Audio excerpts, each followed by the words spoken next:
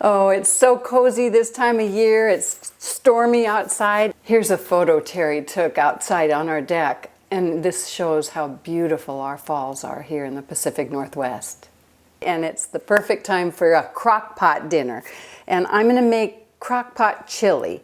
And since we don't do carbs, but we can do a few beans now and then, we're going to do about 1.25 cups of beans in this chili. It's mostly beef. And of course we buy grass-fed beef, and it's the same as eating salmon, I've heard. And I'm using 2 pounds of beef in this. It's going to serve 8 people. Okay, first of all, we'll start with my tomato sauce. It's just tomatoes that you started to go on you. You throw them in the freezer, and then you put a whole collection of them when you get enough in a pot and cook them down. And then I add a little bit of vinegar and some salt and pepper to make mine. It's like ketchup sort of, but I'm going to use this in my chili recipe. About 1 cup's worth. This is a little more than that. Then I'm going to add chili powder, and I usually have Penzeys, but I ran out, so this is just some that I bought at the store. But I'm going to do about 2 tablespoons of chili powder. That's what makes chili taste like chili. And then this is Penzeys Southwest seasoning, and it has a real Southwest flavor, so it's a great thing to add to chili. And I'm going to do, it's got lots of cayenne in it, so they made little holes so you won't burn your mouth too much. So I'm going to add about 1/4 teaspoon. And then I thought I'd add a little of Arizona Dreaming. It's another Penzey. This was a sample they gave me, and I'll be buying it. And it's also got a nice Southwestern flavor. These have bigger holes, so I get to use more of that. You kind of go by that. So I'll do like 1/2 teaspoon. Then I'm going to add a little bit of Tabasco sauce. My husband has what we call wimp lips in the family, so I'll do like 4 dashes. If I was doing this for Michael, my son, or Peggy, or Meredith, anybody on my side of the family, I'd do a tablespoon of this.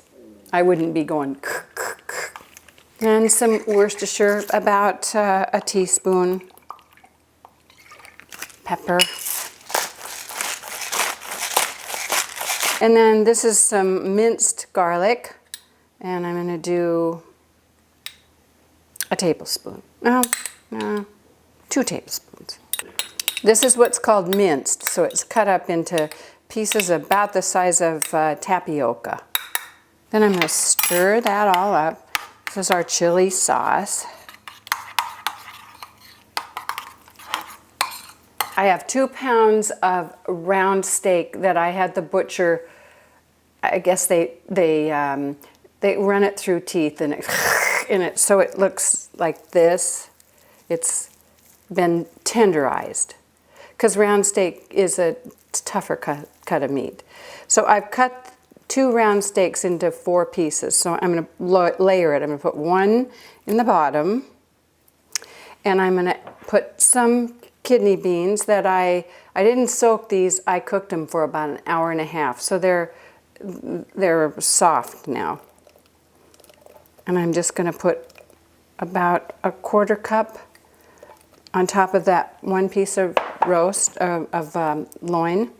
Then I'm going to drizzle some of the sauce over the beans and the meat. And then I have 1 cup of onion that I'm going to also layer. I also have some of these. They're not musical instruments. You can just buy these at any grocery store in the dried up spice section.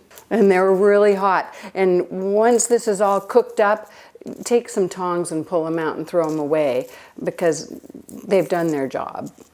So I'm going to put 1, then I'm going to layer another piece of this beautiful meat, put another one, add some beans,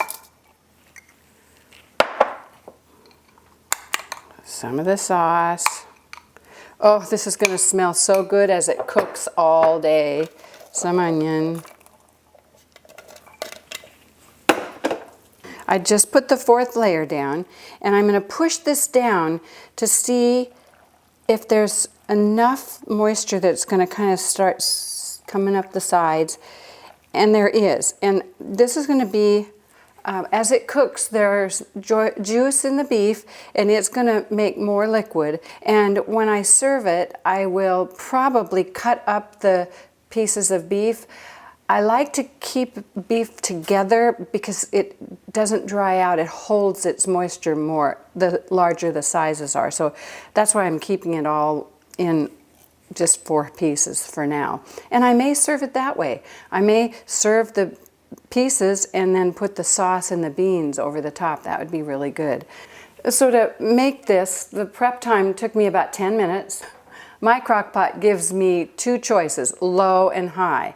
I'm gonna cook this low, which is gonna take probably 8 hours. So you could start this in the morning, and if you work outside your home, you could have it on low and come home for dinner and it's done.